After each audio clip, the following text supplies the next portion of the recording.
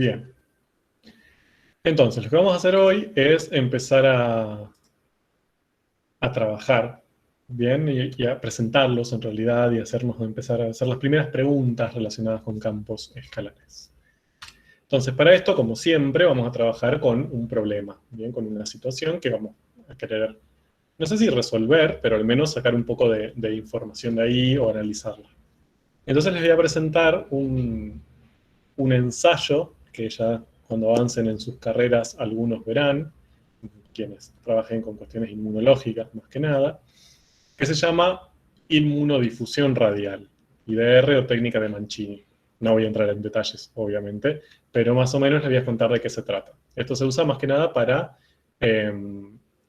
dosar, o sea, para conocer la cantidad de respuesta del sistema inmunológico. Para hacerlo de manera muy sencilla, lo que quiero decirles. Entonces, les cuento más o menos cómo se hace. Se arma un gel, ¿bien? Un gel, imagínense como si fuera una gelatina, pero rectangular.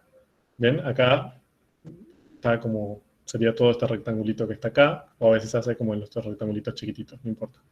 Pero es un gel que se pone como una gelatina, una capa de gelatina sobre este rectangulito. En ese gel, adentro, como disuelto en ese gel, hay un reactivo, ¿bien? Que se llama anticuerpo, palabra que seguramente habrán escuchado un montón con esto de la vacuna de COVID, que es un reactivo inmunológico, no voy a entrar en detalles, y en un lugar específico de ese gel, ¿bien? Lo que se hace es inyectar unos mililitros, ni siquiera mililitros, un volumen muy pequeñito de una muestra biológica. Por ejemplo, de suero, de orina, de linfa, no importa. De una muestra biológica. Esa muestra biológica tiene otro reactivo incorporado llamado antígeno, ¿bien? Que es específico y que reacciona específicamente con el anticuerpo. Esa es la idea. Entonces, ¿qué va a empezar a suceder? El anticuerpo, el que estaba en el gel, está distribuido homogéneamente, obviamente, en todos lados está igual ese anticuerpo. Pero el antígeno está solamente en la muestra que uno inyecta. Entonces, uno lo inyecta y deja pasar el tiempo, y por lo tanto, lo que va a empezar a suceder es que el antígeno va a empezar a difundir. Se va a empezar a meter en la gelatina desde donde lo inyectamos hacia afuera. ¿Bien? Entonces, va a empezar a difundir, va a empezar a entrar en contacto con el anticuerpo, pero solo cuando la concentración de ambos sea la misma, ¿bien? Es decir, cuando la concentración del reactivo que le estamos inyectando sea igual a la concentración del anticuerpo que está en el gel que lo rodea, ahí precipitan. Se unen, precipitan y lo vemos. De hecho, lo que vemos es algo así. Si uno inyecta ahí en el centro, ¿bien? El antígeno empieza a difundir hacia afuera, se empieza a mover hacia afuera, y justo en el momento en que tiene la misma concentración que el gel, precipita y vemos ese halo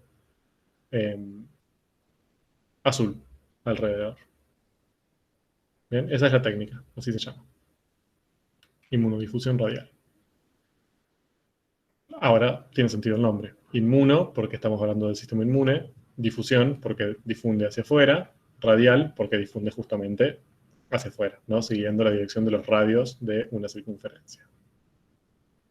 Bien, entonces, nosotros vamos a trabajar con un caso que sería que armamos una plaquita rectangular de estas que mide 8 por 6 centímetros.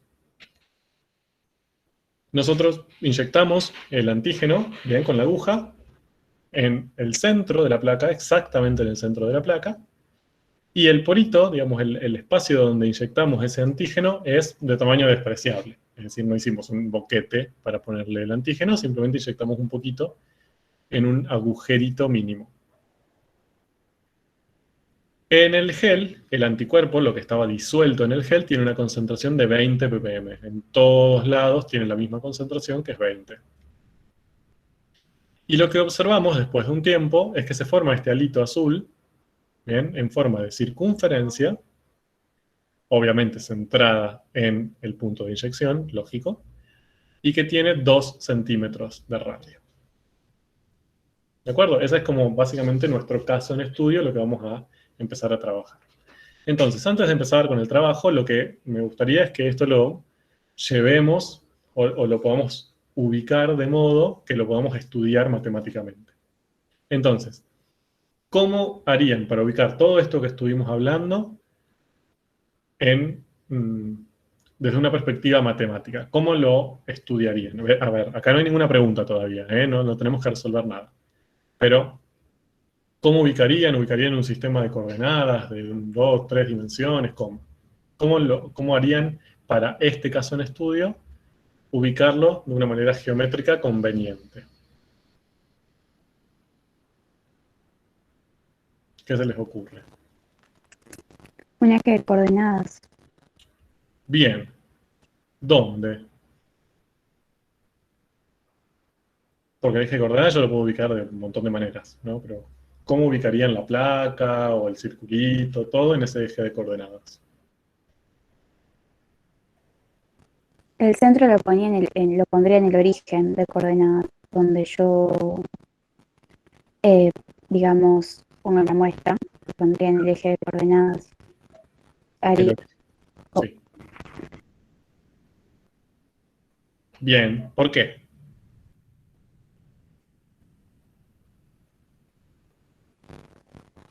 porque me parece que es donde comienza la muestra, no sé.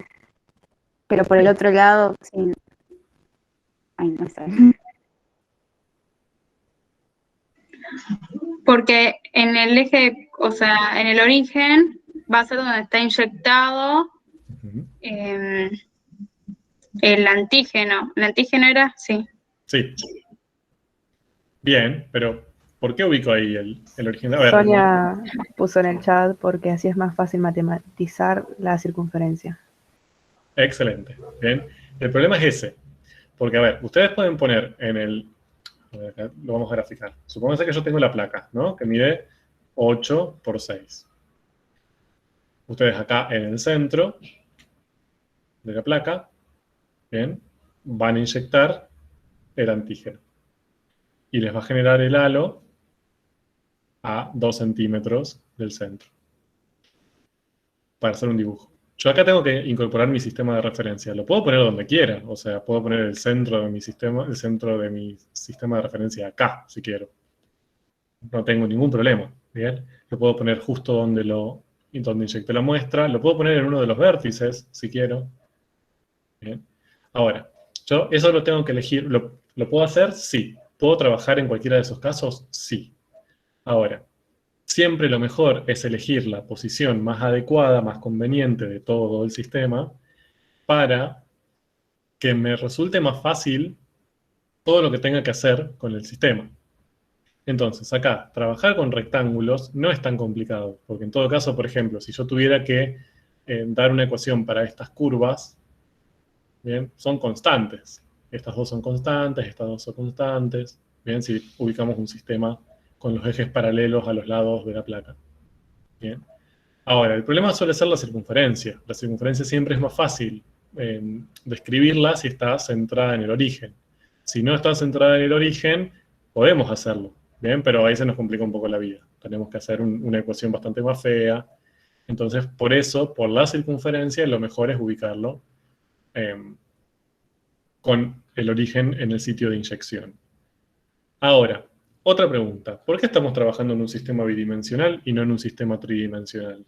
Si al fin y al cabo mi placa es una placa tridimensional, tiene largo, alto y ancho. Sí, pero tenemos una circunferencia. Ajá. ¿Y pero por qué eliminé una de las dimensiones? O sea, porque acá estoy trabajando con dos, ¿no? Es como que se está moviendo en un sistema de estas dos dimensiones, pero acá habría una profundidad también que no la estoy teniendo en cuenta.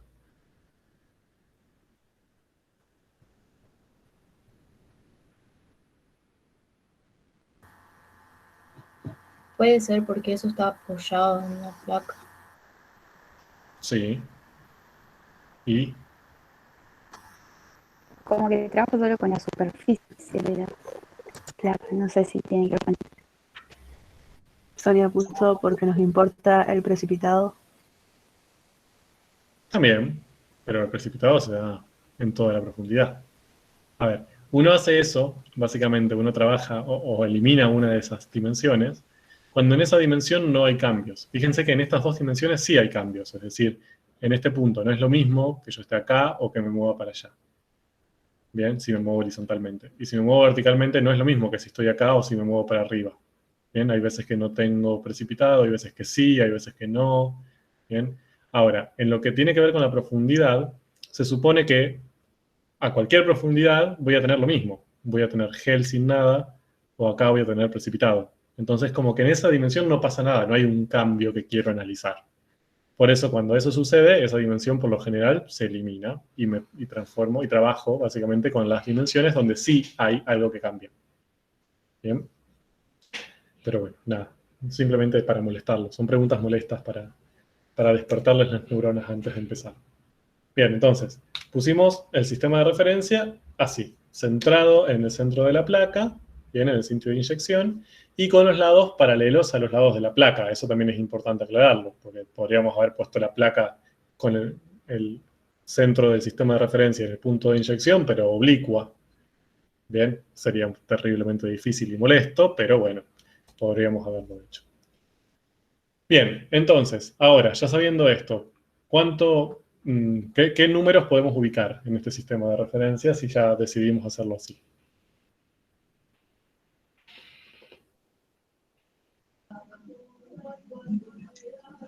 -4. No, perdón, ¿qué pregunta hiciste? Eso. El ¿Qué menos número? 2 podemos ubicar y el -2 Bien, ¿dónde? tanto en el eje X como en el eje Y. Perfecto. En la intersección con la circunferencia, ¿no? Claro, sí, obvio. Porque tenía 2 centímetros de radio. Bien, entonces acá tenemos 2, 2, menos 2, menos 2. Bien. ¿Qué más?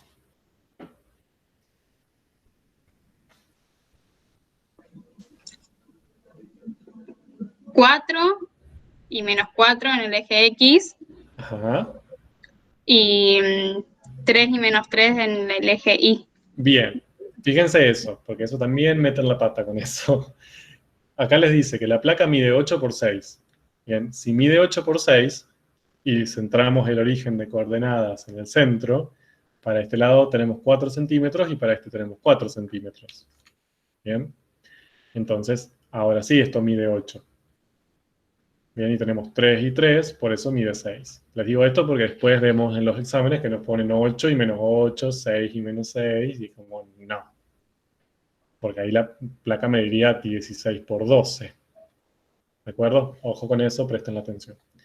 Porque hay veces que, dependiendo el problema, es mejor ubicar el sistema de referencia en un extremo, por ejemplo, y no en el centro. Entonces ahí sí tendríamos 8 y 6. Entonces esto siempre lo tienen que pensar al principio porque puede generarle problemas.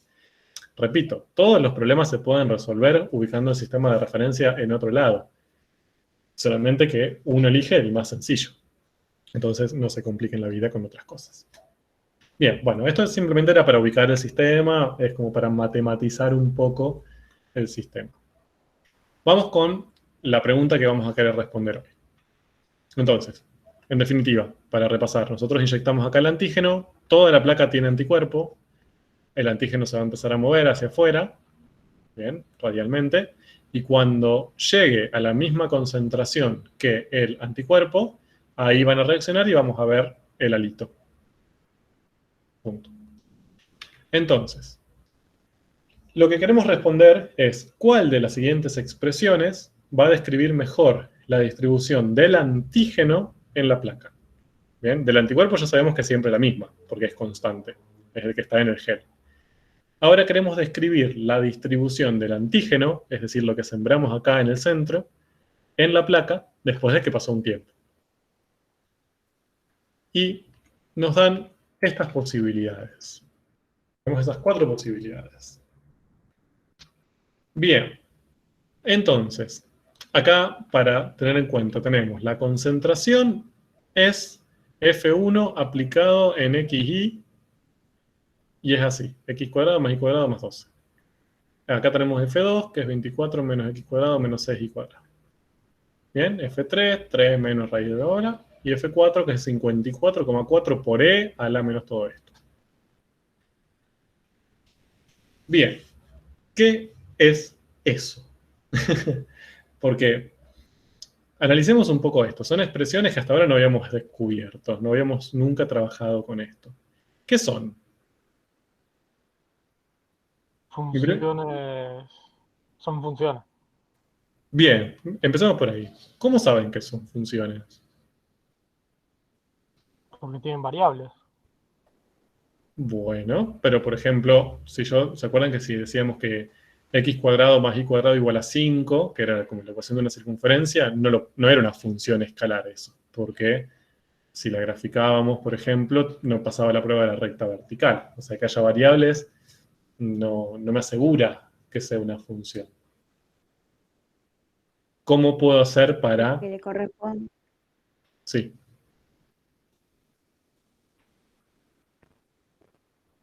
Ay, ¿quién No, está? porque le corresponde una sola variable. Ajá. Alfonsina dice que a cada valor del dominio se le asigna un único valor del codominio. Bien, perfecto. Eso, así como en su momento hablamos de como definiciones generales, esto es importante que lo tengamos en cuenta. Cuando uno dice función, se está refiriendo a ese concepto. Que a un elemento, que a cada elemento del conjunto de partida, bien, dominio si quieren, le corresponde uno y un único elemento del conjunto de llegada, o dominio si quieren. Bien, eso vale para cualquier tipo de función.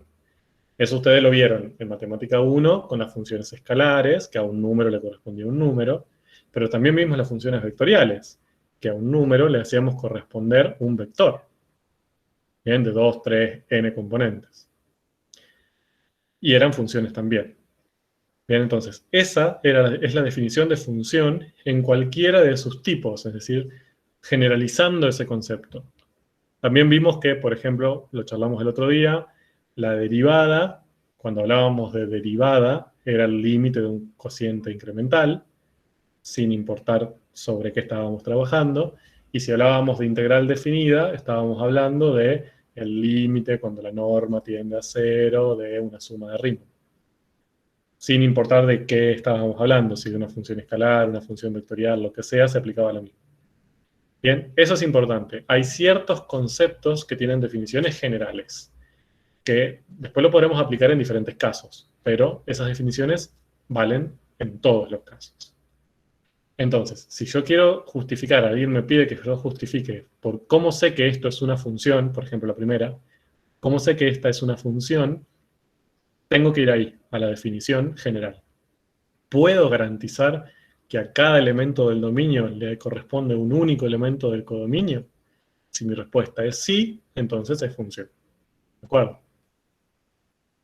Ahora, bien, en esto vale, esto se los puedo asegurar. Bien, analicemos esto. ¿Cuál sería acá un elemento del dominio para la primera, por ejemplo? Puntos de X e Y. Perfecto. Fíjense que ahí la función esta f1 se está aplicando sobre X y sobre Y. Bien, entonces mis elementos del dominio ya no van a ser números reales como venían siendo hasta ahora. Sino del plano. Bien, son dos números distintos, X e Y. Bien, que lo podemos pensar, por ejemplo, como coordenadas de un punto en el plano, si quieren. También podríamos pensarlos como componentes de un vector, si quieren. No importa, lo importante es que sean dos y estén ordenados, al menos como está escrito acá.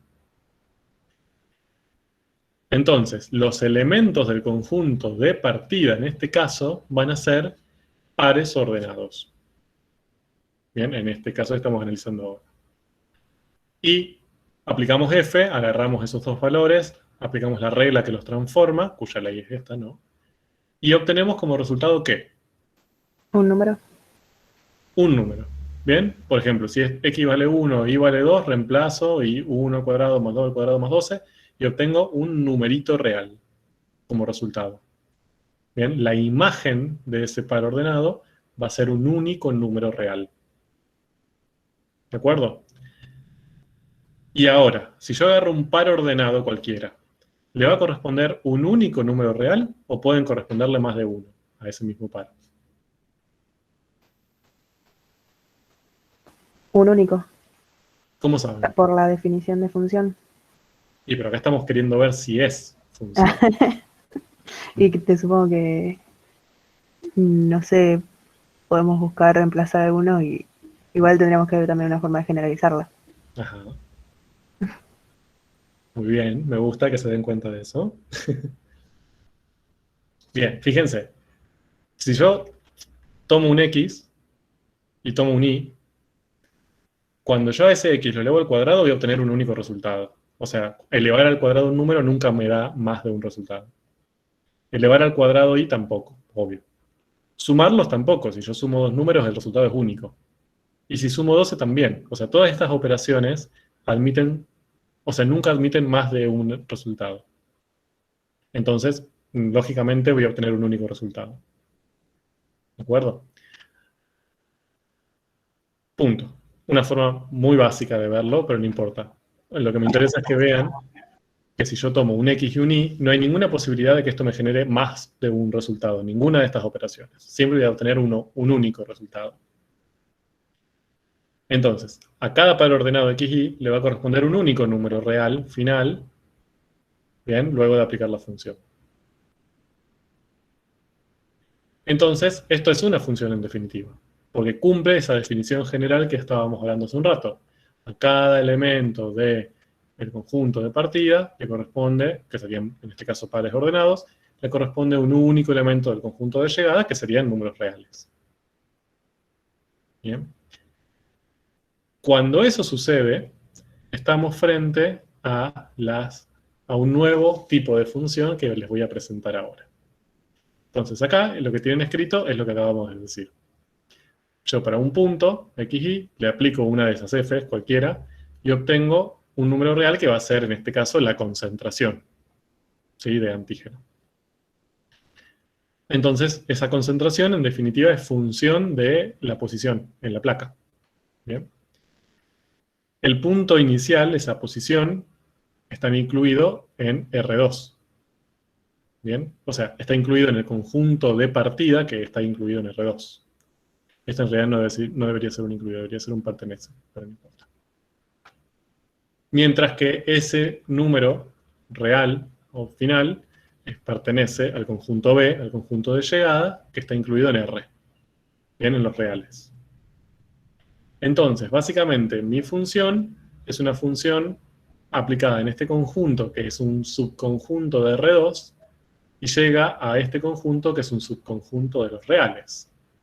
Eso no lo habíamos visto nunca, hasta ahora. ¿Bien? Habíamos visto las funciones escalares que iban de reales en reales. ¿Sí? X pasaba a Y. Y vimos las funciones vectoriales que de R pasaba a Rn. O sea, yo tomaba un valor para t y obtenía n valores, que serían las n componentes de la función vectorial. Pero pasaba de R a Rn, no así, que va de R2, en este caso, a R. Cuando eso sucede, cuando es el conjunto de partida, que es un subconjunto de Rn, R2, R3, R4, y mi conjunto de llegada es un número real, estoy frente a lo que llamamos función de n variables o campo escalar. ¿De acuerdo? Entonces, esta va a ser la definición de este nuevo tipo de funciones. Una función f de n variables es una regla que asigna a cada punto de coordenadas x1, x2, xn, porque son n variables, que pertenecen a su conjunto de partida, bien, que está incluido en Rn, un único número real z. Entonces, a cada uno de esta n-upla ordenada le hace corresponder un único número real z. O, simbólicamente, ese z es la imagen de la función f aplicada en esa n-upla. Bien. Esto, más allá que si leído parece una cosa horrible, es la definición de función que ustedes vieron en Matemática 1, en la primer clase de funciones en Matemática 1, pero ahora con más variables, nada más. Bien, antes ustedes decían, Una función es una regla que le asigna a cada punto X, perteneciente a su conjunto de partida incluido en R, un único número real I. Y escribimos I es f de X. Fíjense, es lo mismo, pero con más variables, nada más. Y con los que vamos a trabajar, más que nada, esto vale para n variables, pero a partir de ahora, casi que exclusivamente vamos a trabajar con un n igual a 2. Bien, vamos a trabajar con funciones de 2 variables. Es decir, que en vez de n variables independientes, vamos a trabajar con 2. Entonces, esa definición anterior se transforma en esto. Una función f de 2 variables, o un campo escalar f de 2 variables, es lo mismo, es una regla que asigna a cada punto de coordenadas x, y, fíjense que ahora tenemos 2 variables independientes, perteneciente a su conjunto de partida D incluido en R2, un único número real z. Entonces escribiremos que z es la imagen de aplicar este campo en x y en y. ¿Bien? Básicamente es la definición de función que ustedes ya conocían de matemática 1, pero aplicada ahora a 2 variables independientes. Entonces les presento a nuestra nueva mascota, que vamos a cuidarla y quererla mucho en las próximas semanas, que son los campos escalares o las funciones de 2 variables, o de n variables. Bien. Ahora, así como las funciones tenían ciertos elementos y ciertas cosas para trabajar, también las funciones de 2 variables o los campos escalares, y ahora vamos a verlos uno por uno y analizarlos un poco más. Pero van a ver que es muy parecido. Hay más similitudes que diferencias que el trabajo con las funciones escalares que ya conocemos. Entonces, ese conjunto D, el conjunto de partida, es el dominio de la función. Y le vamos a llamar, como siempre le llamamos, dominio del campo o dominio de la función de 2 variables. Mientras que el conjunto de todos los valores que puede llegar a tomar la variable dependiente, es decir, de todas las imágenes posibles luego de aplicar el campo a los puntos del dominio, se le llama el conjunto imagen. Lo mismo que antes, nada nuevo. Bien, entonces, en definitiva, podemos pensar esto de esta manera. Acá nosotros tenemos por ejemplo, si este fuera el dominio, significa que de todos los puntos de R2, solo los que están incluidos en este porotito, bien, en esta región porotoidal, que es una palabra súper existente en la matemática, todos esos puntos, yo puedo aplicarles sobre las coordenadas de esos puntos la función f. Bien, le aplico la función f y lo que voy a obtener como resultado es un número real que va a ser su imagen. Entonces, por ejemplo, agarro el punto AB, le aplico la función f y lo que voy a obtener es un valor real que está dentro de un eje real. ¿Bien? Un eje z, que no tiene 2 dimensiones, tiene una única dimensión. ¿De acuerdo? Fíjense que esto parece ser inverso a lo que veíamos con las funciones vectoriales. Nosotros partíamos de un conjunto de partida, un dominio real, y aplicábamos una función que llegaba al plano, ¿bien? Ya no como punto, sino como vector. ¿Bien? Pero básicamente iba como en sentido opuesto. Pero ahora, no, vamos desde un dominio o un conjunto de partida, que es una región plana, y de todos sus puntos lo podemos relacionar con un único número real que sería su imagen. ¿De acuerdo? Bien. Si tienen dudas, como siempre, vayan parándome. Ahora, ¿cómo trabajamos con los dominios de estos campos escalares? Bueno, entonces, una posibilidad es que el dominio esté explícito. Es decir, que nos digan, o nos den, de alguna manera, la región plana, ¿sí? un subconjunto de R2, o todo R2, no importa, que también es un subconjunto de R2, dicho de manera apropiada, pero no importa, que ya nos expresen cuál es la región plana de las cuales podemos aplicar la función sobre todos los puntos que están incluidos en ella. ¿Bien? Como si ahora nos dijeran, bueno, este es tu campo escalar y tu dominio es esta región plana porotoidal. creo que no hace falta que aclare que porotoidal no existe, ¿no? Es un invento mío. Bien, porque ya veo que después en un examen me aparece la región porotoidal y nadie sabe de qué están hablando. Bien, entonces, esta región la explicitamos, ya nos las dan escrita como este es el dominio y listo, no tenemos mucho más que preguntarnos. Muchas veces esto no sucede. Bien, hay veces que no nos dan escrito el dominio. Entonces, cuando no está explícito, nosotros tenemos que ir a hallar lo que llamamos el dominio natural. Esto también lo hacíamos para las funciones escalares. ¿Qué es el dominio natural? Básicamente lo que tenemos que analizar serían todos los puntos x, y de R2 en donde tiene sentido aplicar esa función.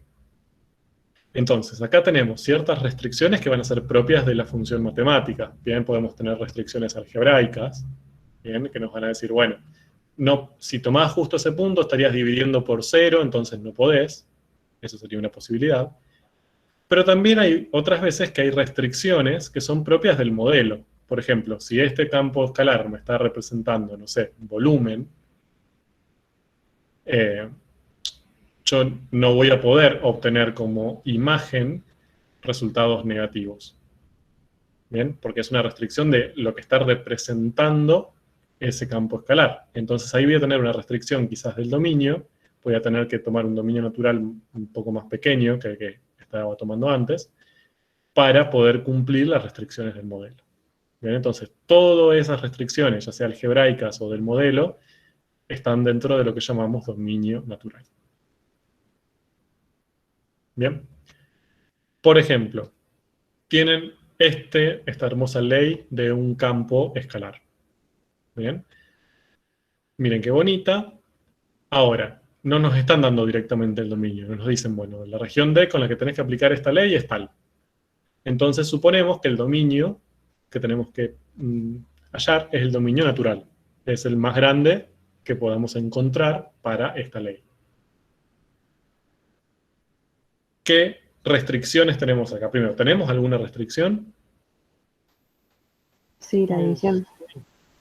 Bien, o sea, acá no tenemos, o sea, en principio, como esto no representa nada, es una ley así intramatemática, estamos haciendo este campo porque sí, las únicas restricciones que nos interesan son las algebraicas.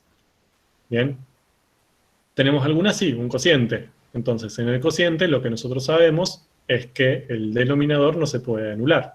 Bien, para que esta expresión tenga sentido, digamos, voy a poder encontrar una imagen real siempre y cuando este denominador no se haga 0. Entonces, yo lo que puedo escribir ahí es que el dominio van a ser todos los puntos de R2. A ver, leamos esto, que suele aparecer mucho y no siempre lo sabemos leer bien. Esto quiere decir que el dominio de este campo van a ser todos los puntos x, y de R2 que cumplan esta condición. ¿Bien? ¿Cuál es la condición? Que el denominador de esta expresión no se haga 0. ¿De acuerdo? Este tal que uno lo usa para decir, voy a quedarme con todos estos elementos siempre y cuando cumplan esta condición. Bien. Entonces, este dominio podemos expresarlo así y está perfecto y ya está bien, no hace falta que hagamos nada más, pero nos pueden pedir, por ejemplo, que lo grafiquemos. Bien, que hagamos esto. Ver si nos queda, por ejemplo, una región porotoidal o no. Entonces, ¿cómo hacemos para hacer eso? Tenemos que trabajarlo un poquito más. Una estrategia es, por ejemplo, si yo despejo esta desigualdad, las desigualdades no se despejan de esta manera, pero bueno, vamos a suponer que sí. Yo paso esta x para allá sumando y este 1 para allá sumando, y obtengo esto. Quiere decir que yo me puedo tomar cualquier punto siempre y cuando sus coordenadas, x e y, no cumplan esta condición. Bien, o mejor dicho, bueno, sí, no cumplan esta condición. Bien, perdón, todos los puntos x, y que cumplan esta condición, ahora sí. Que su y, su coordenada y, no sea igual a x más 1. ¿Por qué? Porque si yo justo me pasa que que sus coordenadas cumplen esta condición de que y es x más 1, me anulan el denominador y no puedo encontrar imagen. Entonces, ¿cómo represento esto en el plano? ¿Cuáles serían los puntos del plano en los que se cumple esto? Graficar y igual a x más 1. Bien. Y Bueno, luego, bueno, primero lo graficas para saber qué es lo que no tendría que estar en el dominio. perfecto. Si yo grafico igual a x más 1, estoy graficando justamente los puntos que no puedo tomar. Entonces, una estrategia es, pienso eso, pienso cuáles son los puntos que no puedo tomar, que sería y igual a x más 1, los puntos que cumplen esa igualdad, y después digo, bueno, entonces el dominio va a ser todo R2 excepto esos puntos. Bien, es como que le saco esos puntos, esos elementos al conjunto R2. Bien, entonces me queda algo así. Eso se grafica de esta manera. Se pinta, se colorea, se sombrea todo R2, es decir, puedo tomar cualquier punto, y aquellos puntos que yo no puedo tomar, bien, que no están dentro del dominio de mi campo, los marco en línea de puntos. Bien, entonces fíjense que acá lo que grafiqué fue la curva y igual a x más 1, que sería esta recta. Pero la dibujo en líneas de puntos porque son los puntos de R2 que no puedo tomar, ¿bien?, para aplicarle la función F1. Es decir, son los puntos de R2 que no pertenecen al dominio de F1. Todos los demás sí. ¿De acuerdo? Bien. ¿Y cuál es la imagen de este campo? Acá no es tan sencillo de ver, las imágenes no son tan sencillas de ver analíticamente, pero bueno, es casi un créanme. En realidad, fíjense que yo acá puedo, suponiendo que estamos trabajando con los puntos dentro del dominio, ¿no? Acá puedo ir reemplazando las coordenadas de cualquiera de los puntos y voy obteniendo diferentes resultados, pero fíjense que nunca voy a poder obtener como resultado de esta cuenta, por más y o x que yo elija, nunca voy a poder obtener como resultado 0. ¿Bien? Porque ¿cuál era la condición que tenía que cumplir un cociente para que su resultado sea 0? ¿Se acuerdan? El numerador tiene que ser 0. Bien, es la única posibilidad. No puedo hallar como resultado 0 si mi numerador no es 0. Y acá mi numerador es siempre 3. Entonces nunca voy a poder hallar 0 como resultado.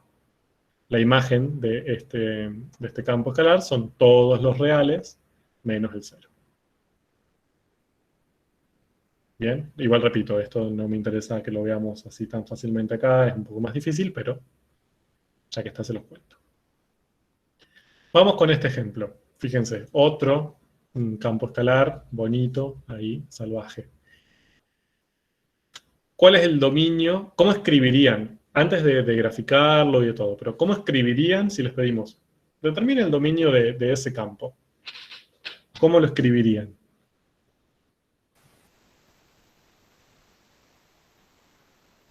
El dominio de F2 pertenece al par ordenado XY, tal que la x más 1 es positivo o 0, es mayor o igual que 0.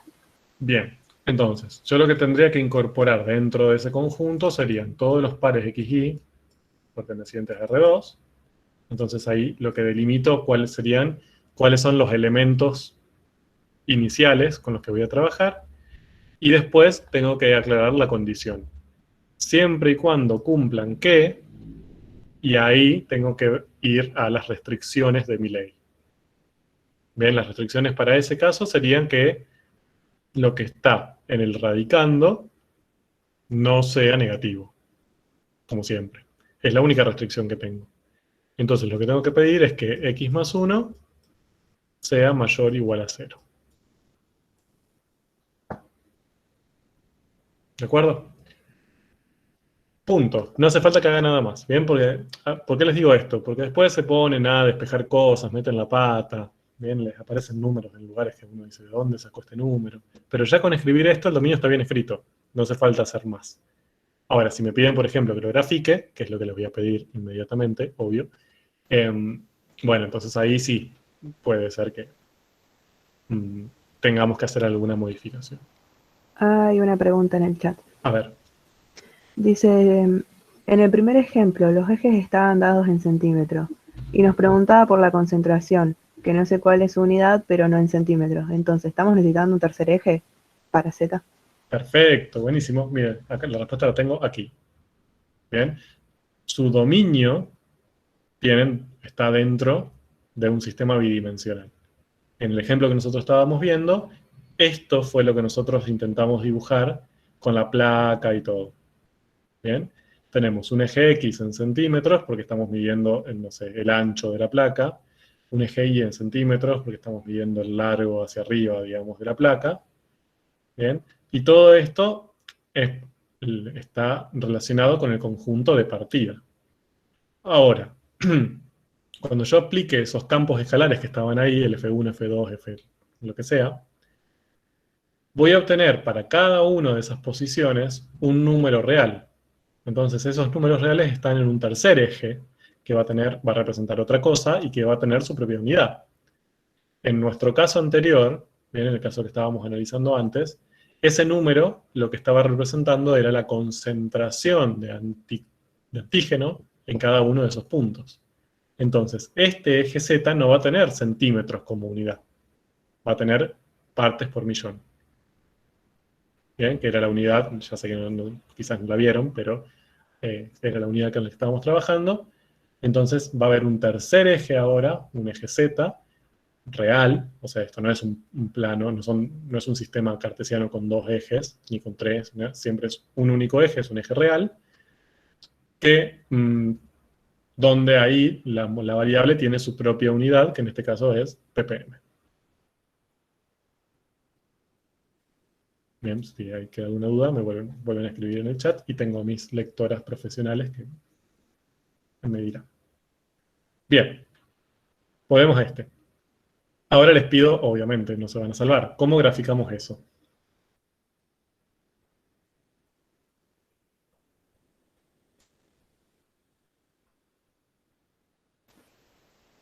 Graficaríamos la recta X más 1.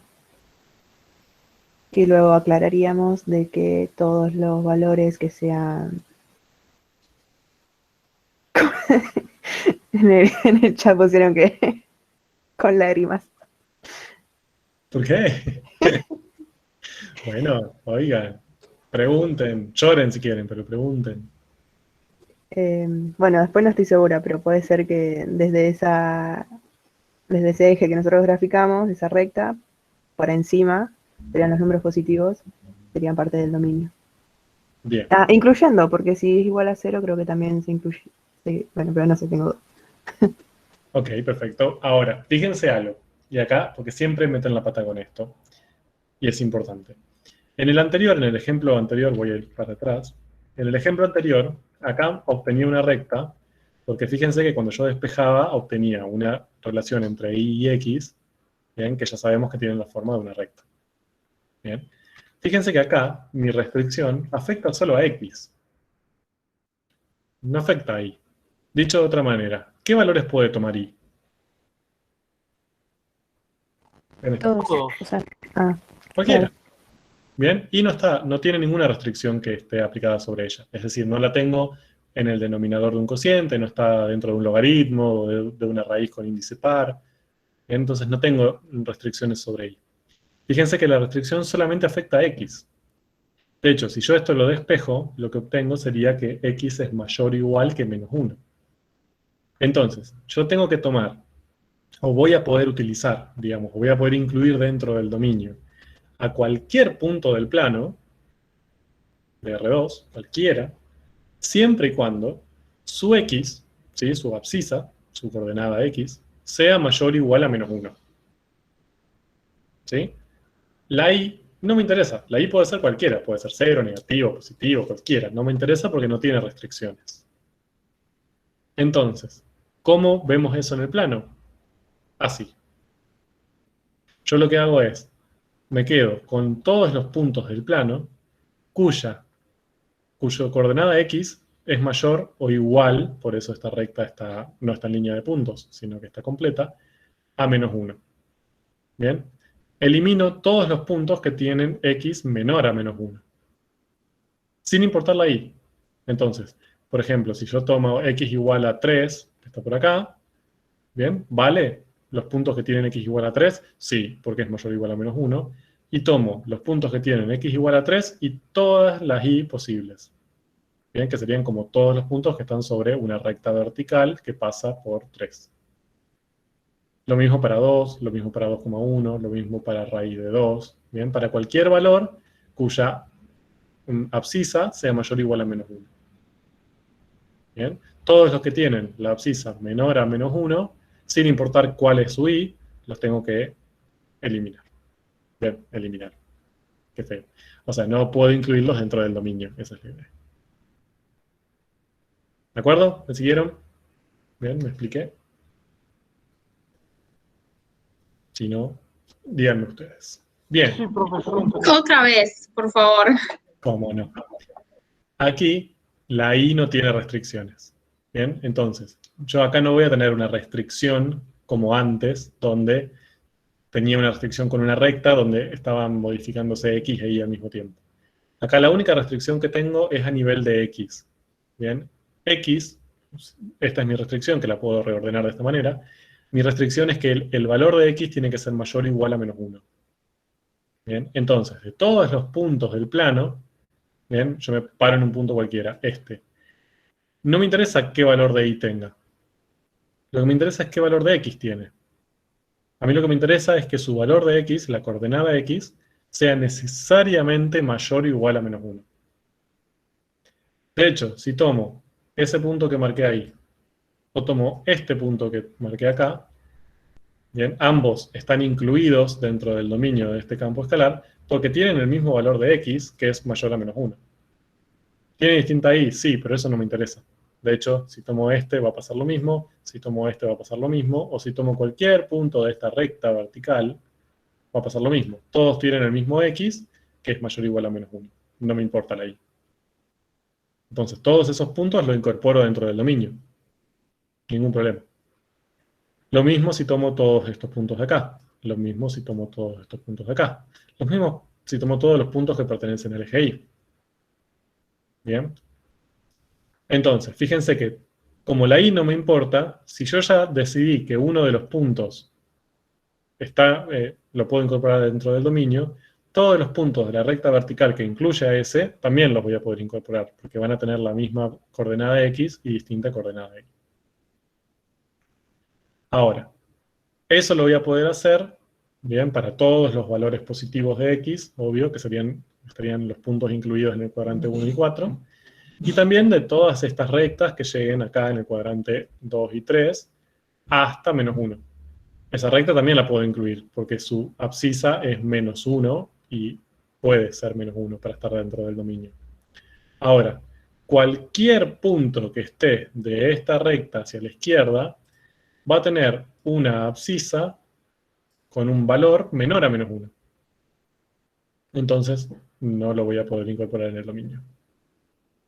No me importa su i, no me importa si está acá, si está acá, si está acá, o cualquiera. Todos tienen la misma abscisa que es menor a menos 1. Entonces, todas estas rectas verticales que están de menos 1 hacia la izquierda, las voy a tener que, no las voy a poder incorporar dentro del dominio. Mejor dicho, los puntos que pertenecen a las rectas verticales que están desde esta hacia la izquierda, hacia los valores menores en x, no voy a poder incorporarlos dentro del dominio.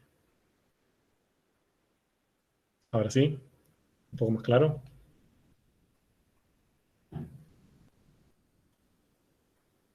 Sí, sí, gracias. De nada. Bien. Imagen de este campo.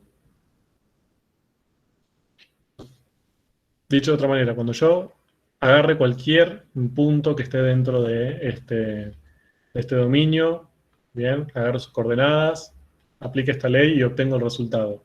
¿Qué valores, qué números voy a poder obtener como resultante?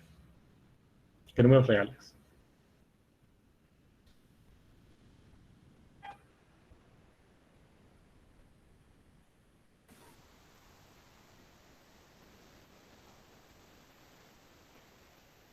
Creo que todos los reales, pero no estoy segura. Pues más que nada por la I. Todos los reales, sí, sí. Perfecto, muy bien, excelente, muy bien. A Si no ver, estuviera fíjense, la I, podríamos decir que no podrían ser negativos. perfecto. Si tuvieran solo esta parte, el resultado de las raíces cuadradas son positivos o cero también. ¿De acuerdo? No importa qué valor tengan acá adentro, bueno, en realidad sí importa porque tiene que ser positivo o cero también, el radicando, pero el resultado también es positivo o cero. Entonces, si tuviéramos solo esa parte, diríamos que el resultado tendría que ser sí o sí positivo o cero. Pero después le están sumando ahí. Entonces, acá yo le puedo sumar, esto me puede dar 3 y le sumo menos 670 y me va a dar un número súper negativo. Más allá que esta parte siempre sea positiva, esta I me permite obtener cualquier número positivo y cualquier número negativo, dependiendo de la I que elija. Entonces la imagen son todos los reales. ¿De acuerdo? Entonces, fíjense, si yo esto, quiero que vean esto también.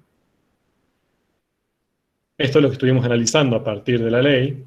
Es lo mismo que tienen graficado acá, solamente que para este caso, para esta F2, este conjunto acá, que era un poroto, ahora es esta región de acá.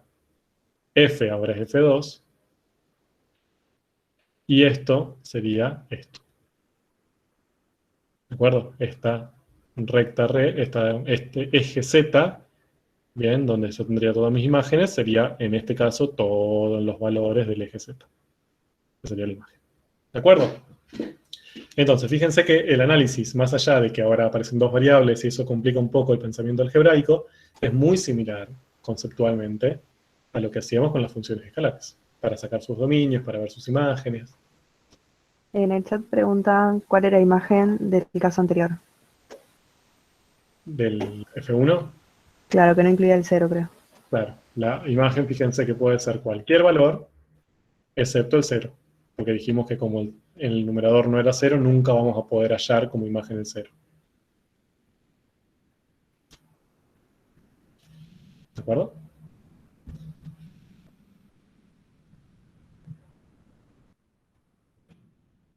Bueno. Entonces, a ver, volvamos a nuestro caso, porque todo esto surgió de nuestra placa con cosas y con antígenos, anticuerpos ahí que están moviéndose, y que teníamos estas expresiones. Ahora ya, viendo todo esto, sabemos qué son. Son campos escalares, son leyes de campos escalares, ¿bien? Y intentemos ver y analizar cada uno. Vamos con el primero. F1. Tiene esta ley, x cuadrado más y cuadrado más 12. ¿Cuál es el dominio de F1? Todos los reales. Si fuera todos los reales, no sería un campo escalar.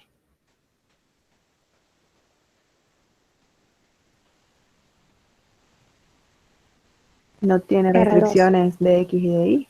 Bien, entonces, ¿cuál sería el dominio? R2. Bien, R2. No digan todos los reales. Todos los reales sería R. Entonces estaríamos trabajando en un caso unidimensional. Bien, acá como tenemos dos variables independientes, el dominio en todo caso, si estos son todos los valores para X y para Y, sería R2. ¿De acuerdo? Entonces, acá tenemos R2. Para F2, Lo mismo. también no tenemos ninguna restricción, por lo que parece. Para el caso 3,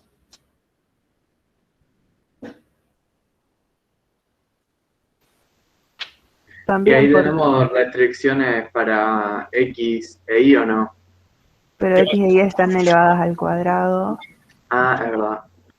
y no te podría dar un número negativo. El discriminante debería ser mayor que 0. bien. Ojo con el discriminante. El discriminante solamente se usa cuando estamos hablando de funciones cuadráticas, o la fórmula resolvente, mejor dicho. Eso se llama radicando. Pero sí.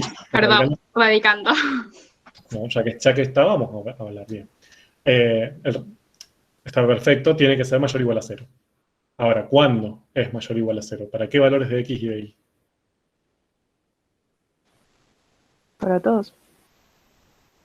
Menos para 0. ¿Puede ser una circunferencia de radio 1? ¿Qué? Que no sé si de radio 1 no me puedo dar cuenta, pero si lo que está dentro del radicando es una circunferencia, todos esos puntos que pertenecen a la circunferencia no podrían pertenecer al dominio de la función. O ¿Y nada. de dónde salió eso? Puede ser, ¿eh? No digo que no, pero... No, a ver, ¿es una circunferencia 4x² más 4y² o no? No puedo hacer una circunferencia porque no tenés una igualdad. ¿Se entiende? O sea, vos para tener una... Claro, poder pero representar el hecho... Sí.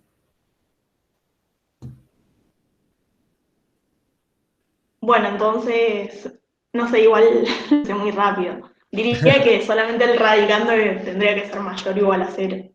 Perfecto. Entonces, empecemos de eso, empecemos de lo que sabemos. Ahí sí tenemos una restricción que es la raíz cuadrada. Entonces, la raíz cuadrada nos impone como restricción que su radicando tiene que ser sí o sí mayor o igual a 0. ¿Bien? Esto no me puede dar negativo. Esa es una restricción que tenemos. Bien. Ahora, entonces lo que tenemos que pensar es cuándo esto es negativo, si quieren hacerlo por la inversa, ¿no? No, en realidad es para todos los reales 2. Claro, Porque ahora que estamos... aunque es un número negativo, al estar al cuadrado queda positivo. Entonces, y si es 0, puede ser 0, así que no tiene ninguna restricción. Claro. Bien, Claro. ¿de acuerdo? Fíjense, a ver, yo lo voy a hacer algebraicamente solamente por si alguien no lo vio tan directamente. Saco factor común 4, ese 4 pasa dividiendo para allá, y 0 dividido 4 es 0, entonces me queda en definitiva que x² más y² tiene que ser mayor o igual a 0. Ahora, yo estoy, para cualquier x que yo tome, cuando lo elevo al cuadrado, este resultado va a ser o positivo o 0, nunca va a ser negativo. Y este resultado también va a ser o positivo o 0, nunca va a ser negativo. Si yo sumo dos números que son o positivos o 0, el resultado nunca va a ser negativo. ¿Ven? En el peor de los casos, en el caso más pequeño, me va a dar como resultado 0, cuando ambos sean 0. Bien, pero negativo nunca. Entonces, esta condición vale para todo xy perteneciente a R2. ¿De acuerdo? Entonces, en definitiva, más allá que acá podría haber habido una restricción por la raíz cuadrada, justo esta expresión que está en el radicando nunca es negativa. Entonces, no tengo que descartar, no tengo que eliminar ningún elemento de R2 para incluir en el dominio de F3. ¿De acuerdo? ¿Me siguieron? Bien, si no hay dudas. F4. Dominio.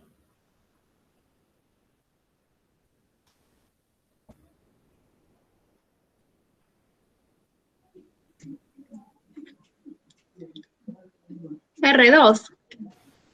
R2. Sí. También. Tengo una exponencial. ¿Se acuerdan que las exponenciales tenían dominio real? O sea, no teníamos ninguna restricción por las funciones exponenciales. Sí por los logaritmos, pero no por las funciones exponenciales. Así que acá no tengo ninguna restricción, la exponencial no me genera ninguna restricción, así que R2. Entonces, en definitiva, ¿el dominio de todos esos campos es R2? Sí. No. Vale. El dominio natural, no. ¿Por qué? Porque lo que analizamos fue el dominio de esas leyes. ¿Bien? Sería como el dominio natural de esas leyes si no tuviéramos ningún contexto. ¿De acuerdo? Entonces, si esto no representase nada, sería un campo ahí, la ley de un campo cualquiera, entonces, perfecto. En los 4 casos, su dominio sería R2. Ningún problema. Ahora, recuerden que acá esto está representando algo en nuestro problema. Bien, acá tenemos una situación que estamos modelizando, una situación real que estamos modelizando con estos elementos, con estos entes matemáticos. Entonces ahí tenemos que tener en cuenta esas restricciones del modelo a la hora de plantear el dominio. Entonces, fíjense lo siguiente. Yo acá, X e Y, ¿qué representarían en mi modelo? ¿Qué son X e Y? Los centímetros. Ujú. Bien, podríamos decir, para no complicar la vida, esto sería la posición en la placa. ¿Bien? Claro. El X e Y lo que representan, o lo que me dan indicios, es dónde ubicar a esos puntos dentro de mi placa, de mi gel, siguiendo este sistema que yo fijé al principio. Entonces, ¿eso me genera alguna restricción de mi dominio? Sí, Sí. Sí, saben. Por ejemplo, de esa placa, digamos. perfecto. Es decir, yo esto lo voy a poder aplicar y voy a poder encontrar un resultado que sea la concentración de antígeno, siempre y cuando esas posiciones caigan dentro de mi placa. Bien, si yo agarro el punto, no sé, 5, 5, que está por acá, numéricamente voy a poder encontrar un resultado, pero en mi modelo eso no representa nada, porque este punto no está dentro de la placa. Ahí estoy seguro que no hay antígeno, porque no hay gel siquiera. ¿De acuerdo? Entonces, ojo con eso. Hay restricciones al dominio que no tienen que ver simplemente con el álgebra de la ley. También tenemos que pensarlo con nuestra situación. Y en nuestra situación, los únicos puntos sobre los cuales tienen sentido que nosotros apliquemos estos campos, cualquiera sea de estos 4, son los puntos que están dentro de la placa, están dentro de, en nuestro caso, este rectángulo que dibujamos aquí. Bien, entonces, es el dominio este. Bien, fíjense cómo lo escribimos ahora. El dominio de todas estas funciones sería los xy pertenecientes a R2 que cumplen esta condición, que x está entre menos 4 y 4, y que y está entre menos 3 y 3. Entonces, los puntos que cumplen estas dos condiciones al mismo tiempo son los que quedan adentro de este rectangulito. ¿Bien? ¿Todos de acuerdo? Eso es el dominio. Sí. Profe, yo entendí, pero hace, bueno, un minuto habían puesto que los centímetros no pueden ser negativos. Alguien le contestó, pero por las dudas, por si lo querés aclarar. Bien, como no, por supuesto. A ver, los centímetros, las medidas no pueden ser negativas. Es decir, si yo estoy midiendo algo, bien, no sé, agarro, qué sé yo, un pato y quiero medir cuánto mide la altura del pato, nunca me va a dar menos 3 centímetros. Bien, sería un pato profundo, medio extraño. Las medidas son positivas. ¿De acuerdo? Cualquier número, cualquier medida, la palabra correcta es medida, que yo tome, ya sea longitud, volumen, lo que sea, siempre son números positivos. Ahora, acá fíjense que estos x e y no representan medidas. Bien, si yo digo x igual, por ejemplo, no sé, el 3, 2, no estoy midiendo 3 centímetros y 2 centímetros de algo. Son ubicaciones en el sistema de referencia. Entonces, ese 3,2 significa 3 centímetros a la derecha del origen y 2 centímetros arriba del origen. ¿De acuerdo? Entonces, el signo no está relacionado con que sea una medida, sino con la ubicación relativa con el origen del sistema de referencia que le estamos trabajando. Si acá tuviera el punto menos 3, menos 2, no quiere decir que mide menos 3 centímetros, sino que mide 3 centímetros, pero hacia la izquierda. Ese menos representa hacia la izquierda del origen de coordenadas. ¿Ok? Para que quede un poco claro, no es una mala pregunta para nada, o sea, está muy bien, pero para que puedan reconocer eso. Cuando tenemos restricciones en el signo. Lo mismo pasa con el tiempo. Vean, ustedes dicen, el tiempo no puede ser negativo. Y depende del sistema de referencia. Si yo, por ejemplo, estoy analizando algo, un proceso que es eterno, y bueno, digo, a ver, empiezo a medir hoy, no sé, ahora, en este momento, es tiempo 0. Si cuando hago una cuenta el resultado es tiempo igual a menos 3, bien, y está medido en horas, ¿eso cómo lo interpreto? Y bueno, son 3 horas antes de cuando yo empecé. No existen menos 3 horas. Bien, ese menos no significa menos, no es un signo inherente al tiempo. Me está indicando antes del comienzo. O en sentido opuesto, a el sentido en que se mueve el tiempo desde el comienzo. ¿Ok? Es una buena pregunta, es un poco filosófica, pero está bien.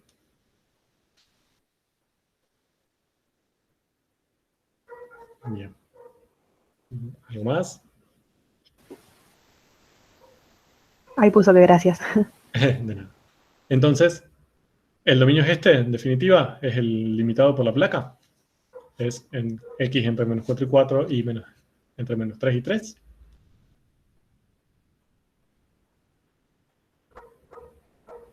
Sí. La respuesta es Sí, debería hacerlo. no. Oh.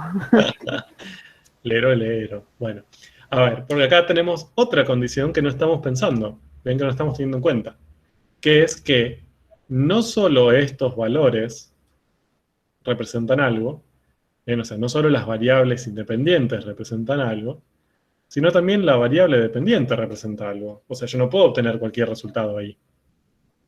Bien, o sea, yo cuando hago esta suma y este nuevo resultado, no puedo obtener como resultado cualquier número. Por ejemplo, ¿qué números tengo vedados? No tendría sentido obtener como resultado al aplicar esta función. Negativos. Un número negativo. Bien, hasta no, porque por ejemplo, yo si tengo una concentración de menos 7 ppm, con mi sistema de referencia no tiene sentido. Bien, porque para mí 0 es nada, o sea, no puedo tener menos que nada. Bien, entonces, tengo una restricción sobre los valores de x y de y, que es esta, que está perfecta, pero además tengo que ver qué le pasa a la variable dependiente, que sería c. Y sabemos que c necesariamente tiene que ser positiva, o 0, en todo caso. Bien, entonces, no solo que el dominio tiene que estar incluido dentro de este conjunto de puntos, ser este conjunto de puntos o estar incluido dentro de este conjunto de puntos, sino que también la imagen, bien, del campo tiene que ser necesariamente positiva o 0. Bien, vayamos con eso. Analicemos las imágenes de estos campos. Entonces, la primera, la que se relaciona con este campo, es esta.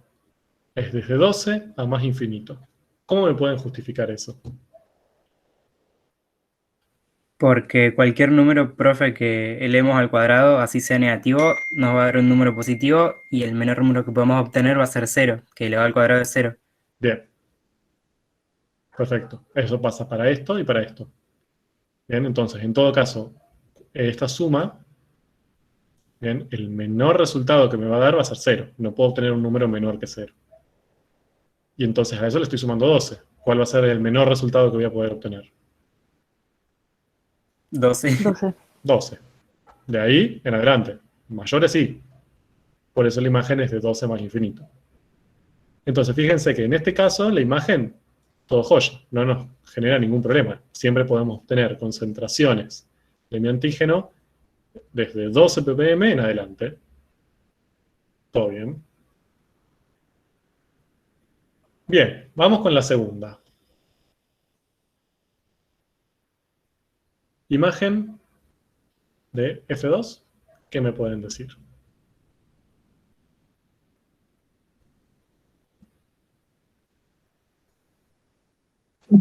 Menos infinito a 24 pone Sonia en el chat. Y pienso lo mismo. Habría que analizarlo bien, pero creo que desde el 0 hasta... No sé si tiene un límite. Sí, el límite va a estar dado por los valores que toma X y que toma Y. Está bien, a ver, no nos compliquemos tanto. Supongamos que estamos trabajando en R2, ¿bien? Olvidémonos de la plaquita. Si estamos trabajando en R2, ¿cuál sería como la imagen de esto? Fíjense lo siguiente. Esta parte, ¿bien? Acá, x cuadrado siempre va a ser un número positivo o 0. Por lo tanto, si lo multiplico por menos 1, siempre me va a dar un número o negativo o 0. ¿Bien? Lo mismo acá. Y cuadrado va a ser positivo o 0. Si lo multiplico por menos 6, va a ser un número negativo o 0. Entonces, todo esto que marqué va a ser necesariamente o negativo o 0. Bien, nunca voy a poder tener nada positivo acá. Bien, pasa lo mismo, pero al revés, digamos, que lo que pasa aquí. Entonces, si yo a 24 le estoy sumando un número que es negativo o 0, ¿qué va a pasar?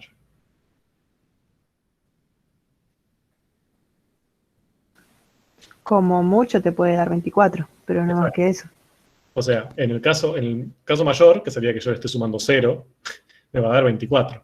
Pero si a 24 le sumo un número negativo, va a ser menor que 24 ese resultado. Dicho de otra manera, la máxima imagen que puedo llegar a obtener va a ser 24. Más que eso, nunca.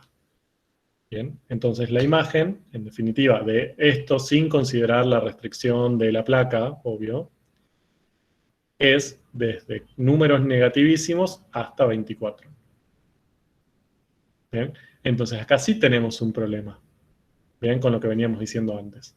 Porque acá sí obtenemos concentraciones que pueden llegar a ser negativas con esta ley.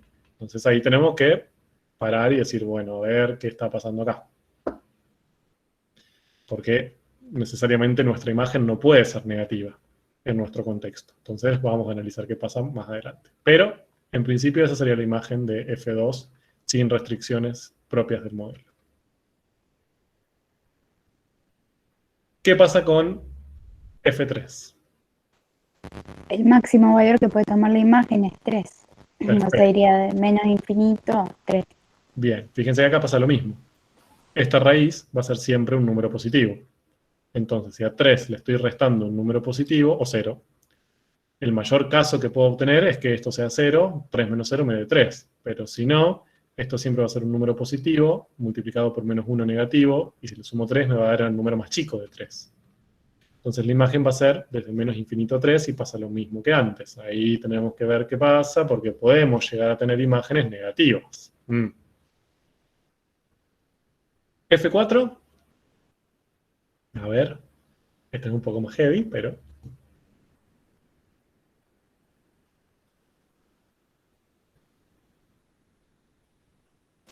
Si x de y valen 0, podemos decir que, bueno, queda igual a 0 que es 1, y tenemos 54 como un número que puede ser de 54 a más infinito, de menos infinito a más 54. Después tenemos que ver cómo e no puede ser números negativos. No me acuerdo. Muy Sí. bien, perfecto. A ver. Entonces sería ahí. Es positivo. Ahora le estoy leyendo el chat. Bien. A ver. Es positivo 0, pone Sonia, sí. Positivo 0. Bien. No es positivo 0, o sea, no son solo los positivos o 0, tiene restricciones, pero bueno, no es tan sencilla de ver este caso. Lo que sí me interesa que vean es que una exponencial, ¿se acuerdan? Cualquier exponencial de este estilo, e elevado a algo, sin importar a qué estaba elevado, el resultado era positivo. ¿Se acuerdan? O sea, las exponenciales eran de este estilo. Bien, las imágenes siempre eran positivas, ni siquiera 0, eran siempre positivas. Entonces, multiplicada por 54,4 me va a seguir dando positivo. Es decir, este resultado necesariamente va a ser mayor a 0. La imagen. ¿Puede tener alguna otra restricción? Puede ser. No le digo que no. Bien, pero estoy seguro que no voy a tener resultados negativos. Eso lo podemos asegurar. No hay manera de que esta exponencial me dé como resultado un número negativo. Bien, esto es como el signo de pregunta.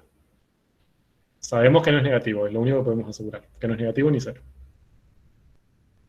Bien. Ok. Mucho entrenamiento hoy de ver dominios y imágenes a partir de leyes. Bien, esto siempre obviamente lo pueden hacer con graficadores, pueden utilizar otras estrategias, pero me interesa un poco que vayan teniendo este criterio de ver la ley del campo y sacar algunas conclusiones solo viendo la ley. Bien. Ahora, vamos a trabajar con estas dos, que serían las dos que nos traen problemas. Bien, esta no nos trae problemas porque dijimos, la imagen tenía que ser mayor a 0. Y esta no nos trae problemas porque lo mismo. Bien, ahora, las únicas que pueden tener imágenes negativas, si trabajamos solo con estas leyes, son estas dos, así que tenemos que ver qué está pasando ahí. ¿Cómo podemos hacer para ver o para limitar el dominio a los valores, solo aquellos valores, en los que la imagen de esta función dé como resultado un número no negativo? Sería en este caso, entre 0 y 24. Dicho de otra manera, ¿cómo hago para eliminar del dominio aquellos puntos cuya imagen sea negativa? ¿Qué se les ocurre hacer?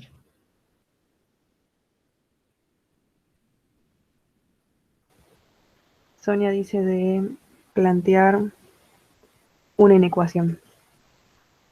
Bien. Básicamente sería esa, ¿no? Preguntar para qué puntos, ¿sí? X, Y, la concentración me da mayor o igual a 0. ¿Sí? ¿Cómo hago eso?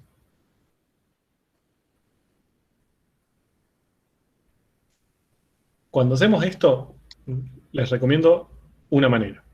Hay varias, pero les recomiendo una manera. Que es buscar los puntos donde la concentración sea 0. ¿Bien? No que sea mayor o igual, sino que sea 0. Entonces, en vez de plantear una inecuación, vamos a plantear una ecuación, una igualdad. Eso me va a todos los puntos del plano, me los va a dividir en dos partes. No sé, arriba y abajo, afuera y adentro, derecha o izquierda, no importa. Pero me va a dividir el plano en subplanos, semiplanos. O subregiones, mejor dicho, porque no necesariamente tienen que ser planos, no importa. Entonces, después lo que tenemos que decidir es en cuál de esas regiones trabajar. ¿En la de afuera o en la de adentro? ¿En la de izquierda o en la de derecha? ¿Bien? Pero básicamente lo que podemos encontrar en vez de escribir esa inecuación como una ecuación, lo que encontramos es lo que se llama frontera. ¿Bien? Vamos a hacerlo. Ahora, miren, ¿para qué puntos del plano de R2 esta expresión que me da como resultado C me genera un C igual a 0? Entonces, Cuando tenemos que poner x al cuadrado menos 6 al cuadrado da 24.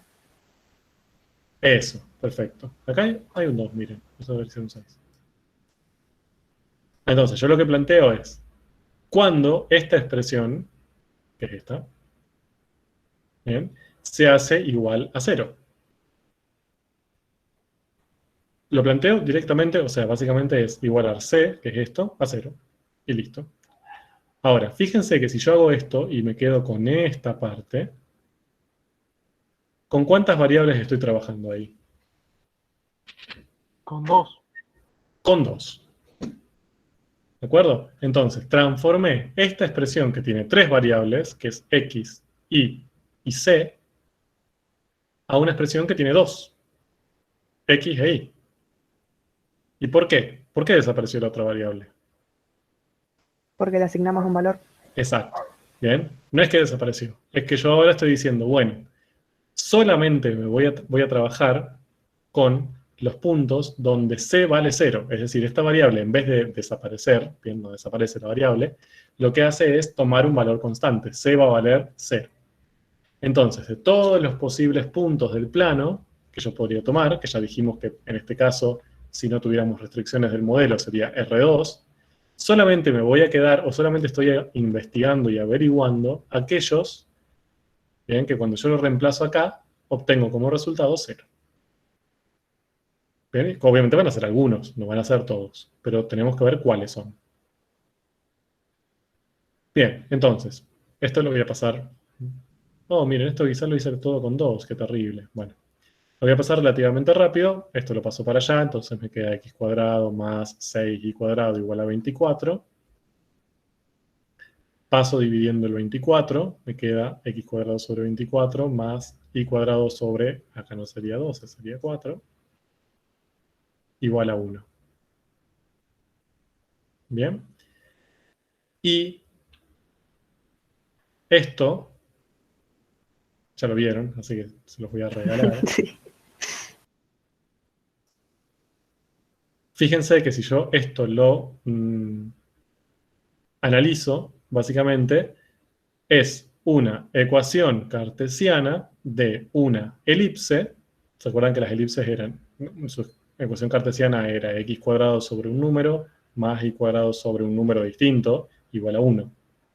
Si hubieran tenido el mismo número sería una circunferencia. ¿Bien? Entonces, esto es una elipse centrada en el origen, donde el semieje en x era raíz de 24, porque este número era el cuadrado del semieje en el eje x, y este era el cuadrado del semieje en el eje y. O sea que acá el semieje en y vale 2 directamente. ¿De acuerdo? Entonces, ¿eso qué significa?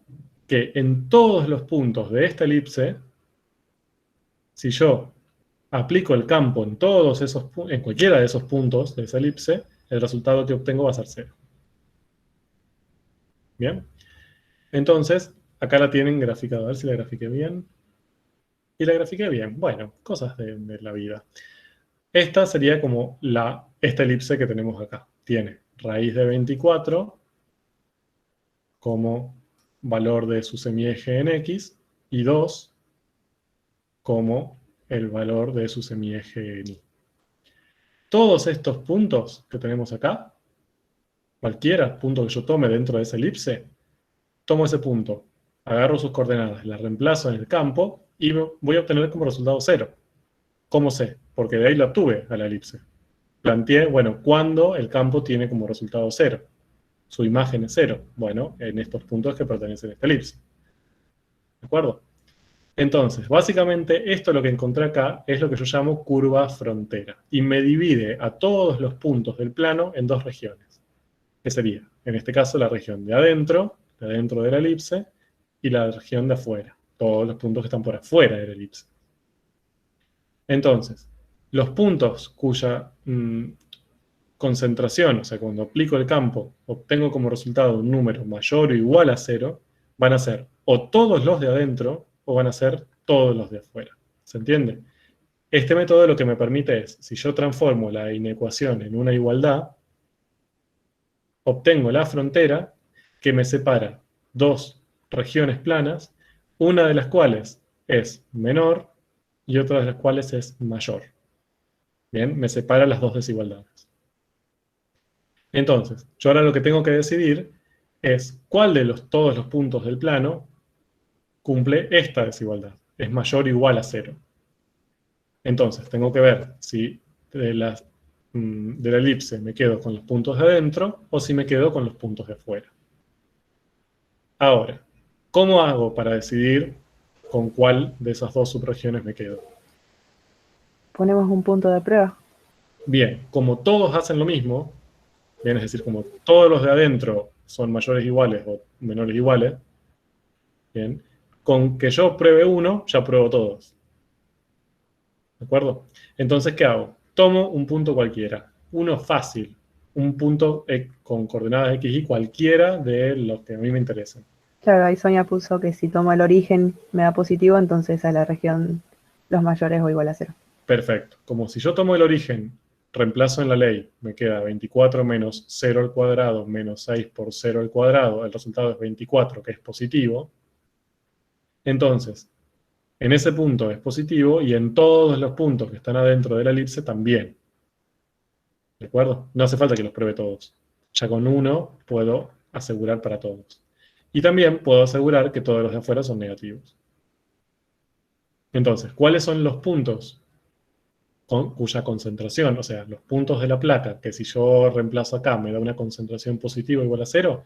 Todos los que están adentro de la elipse. Bien, entonces, fíjense lo siguiente. Para este caso, esta F2, lo primero que dijimos fue, si analizo solo la ley, el dominio sería R2. Bien, pero después dijimos, no, tenemos una restricción sobre X y sobre Y, porque está dentro de esta placa en nuestro problema. Entonces dijimos, bueno, si tomo en cuenta eso, solamente debería tomar los X y la Y que están dentro de la placa rectangular. Ese sería mi dominio. Pues dijimos, no, porque también la imagen tiene que ser positiva. Entonces, tratamos de averiguar cuáles son los puntos de todo R2 que me generan una concentración positiva o cero. Bien, igualamos a cero, encontramos la frontera, tomamos un punto muestra y dijimos son los de adentro de esta elipse.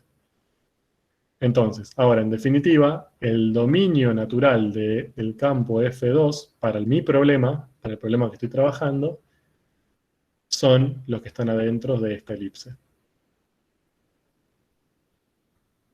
¿De acuerdo? Entonces, fíjense cómo fuimos incorporando restricciones, algunas algebraicas y otras del modelo, hasta llegar a cuáles son los únicos puntos donde esa ley tiene sentido. Bien. No sé si tienen dudas con esto. Voy con la tercera, que es también otra que teníamos que analizar. Acá hice exactamente lo mismo. Bien, queremos ver la concentración positiva, planteo concentración igual a 0. Igualo esta expresión a 0. Bien. Ahí una de las variables desaparece porque no es que desaparece, sino que fijé su valor en 0. Despejo. Paso el 3 hacia allá. Bien, o mejor dicho, paso toda esta raíz hacia allá sumando. Me queda raíz de cosa igual a 3. Esta raíz pasa hacia el otro lado como un cuadrado. Bien. Ahora, acá puedo sacar factor común 4 y pasar dividiendo ese 4. ¿Y esto qué es? ¿Qué me representa en el plano? Una circunferencia. Una circunferencia. ¿Bien? Centrada en el origen y de radio 3 medios, o sea, 1,5. Entonces ahí la tengo, a mi bella circunferencia, centrada en el origen de radio 3 medios. Entonces, me divide esto en dos subregiones, los puntos de adentro y los puntos de afuera. ¿Cuáles son los que tienen? Cuando lo reemplazo en el campo escalar, me genera un resultado mayor o igual a 0.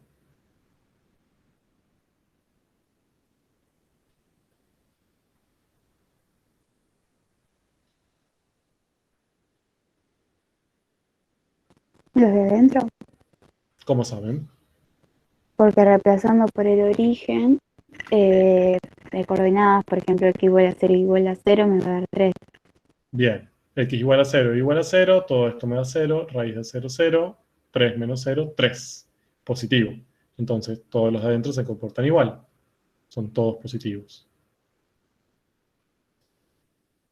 ¿De acuerdo? Entonces, los únicos valores, los únicos puntos de todo R2 en lo que esto tiene sentido para nuestro problema, es decir, nos genera una concentración positiva, son aquellos que están adentro de esta circunferencia. Bien. Fíjense que ya con esta información podemos descartar este campo escalar para lo que nosotros nos pedían. Porque nosotros nos pedían que ese campo escalar pudiera representar cómo se desplazaba el antígeno en la placa. ¿Bien? Y nosotros sabíamos que, y básicamente si eso es así, yo tendría concentración de antígeno hasta esta circunferencia. Nunca podría haber llegado acá. Y acá nosotros sabemos que hay antígeno, porque si precipitó, había. De hecho, había hasta en la misma concentración que el anticuerpo. No importa. Pero había. Entonces, ya sabemos que el antígeno, siguiendo este modelo, llegaría a 0 su concentración acá. ¿De acuerdo? Entonces ya de esa manera, esta es una muy fácil manera, una sencilla manera de descartar este modelo como posible solución de mi problema. ¿Ok? Entonces acá tenemos un resumen de todo lo que hicimos. El dominio de la primera, bien, teníamos, ninguna de estas tenía restricciones algebraicas. La primera y la cuarta generaban concentraciones siempre positivas. Bien, entonces la restricción es la restricción de la placa. X entre menos 4 y 4, y entre menos 3 y 3. La segunda y la tercera sí generaban restricciones sobre la concentración, que fue lo que analizamos recién. Entonces teníamos la segunda que tenía la restricción generada por esta elipse, tomábamos los puntos adentro de esta elipse, y la tercera por esta circunferencia, y tomábamos los puntos adentro de esta circunferencia. Bien, y la imagen también la habíamos calculado. La imagen de la primera era desde 12 más infinito, ya lo habíamos visto. La imagen de la segunda era de menos infinito a 24, pero si ahora incorporamos esta restricción es desde 0 a 24. La imagen de la tercera es desde 0 a 3, por lo mismo. Y la imagen de la cuarta no lo sabíamos muy bien. Suponíamos que eran los reales positivos, pero bueno, ahí quedó media colgada, porque esa exponencial ahí nos complicó un poco la vida.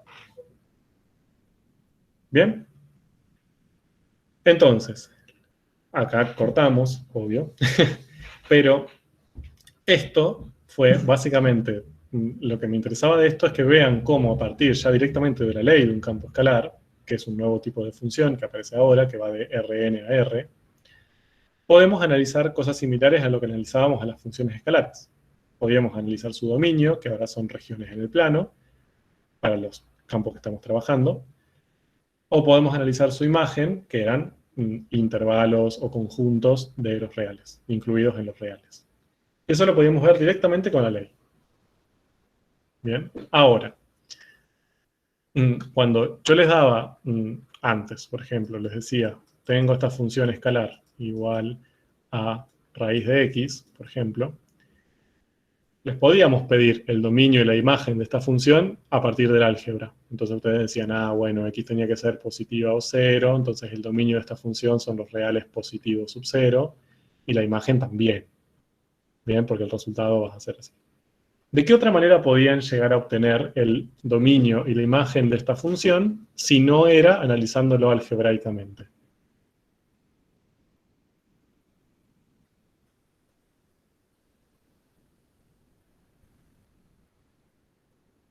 Por el modelo. Sí, a ver, acá no hay modelo, ¿bien? O sea, mejor dicho, acá no hay, esto no está representando nada. Hagamos un ejemplo sencillo. En el chat pusieron, sí, gráficamente.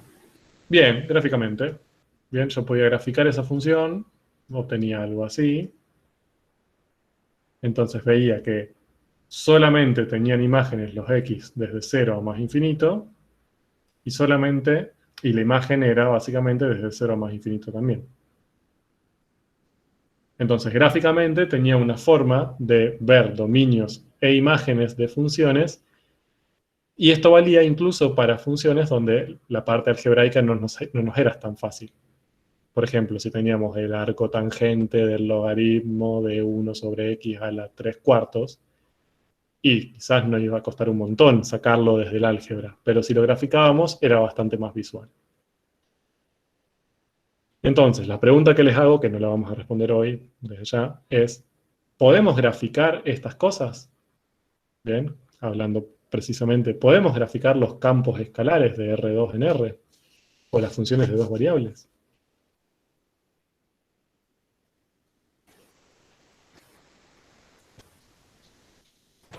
Sí. ¿Cuántos ejes vamos a necesitar para graficarlos? 3. 3. ¿Por qué? Porque tenemos 3 variables. Tenemos 3 variables. Bien. 2 vamos a utilizarlos para graficar, no necesariamente el dominio, no vamos a graficar el dominio, pero básicamente 2 van a ser necesarias para las variables independientes y una más, un eje más, para la variable dependiente. Bien dicho de otra manera, esto voy a volver mucho para atrás. Mucho. Estos ejes, los dos que están acá, y este van a tener que estar juntos dentro del mismo sistema para poder representar todas las variables juntas. Y lo que vamos a obtener es lo que llamamos gráfica de un campo escalar, que eso es lo que van a ver mañana. Tridimensional. Tridimensional. Bien. A ver, voy a avanzar, esto no me interesa. Entonces lo que vamos a encontrar son este tipo de gráficos, que fíjense que están en el espacio.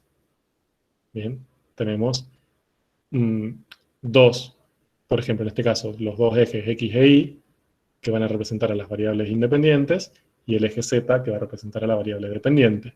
Y los puntos que pertenecen a esta gráfica van a ser los valores de X e Y que van a ser las coordenadas x e y del punto, y le incorporo una tercera coordenada que se corresponde a la imagen de ese punto de x e y, bien, si aplico el campo. Y así voy a hacer con todos los puntos y voy a obtener esta bella cosa que se llama superficie. ¿De acuerdo? Eso lo van a trabajar mañana con Marisa. Y van a ver distintas maneras para graficar, representar gráficamente a los campos escalares.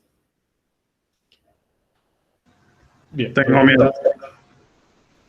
¿Por qué? No. Bueno, para eso siempre les recomiendo usar graficadores. Entonces tienen la gran ventaja de tener disponible GeoGebra. Así que vayan descargándose GeoGebra 3D, ya sea en el celular o en su computadora, porque GeoGebra les va a servir no solo porque les va a permitir resolver la actividad, ¿bien?, sino porque también les va a permitir tener una visión más amplia de lo que está sucediendo.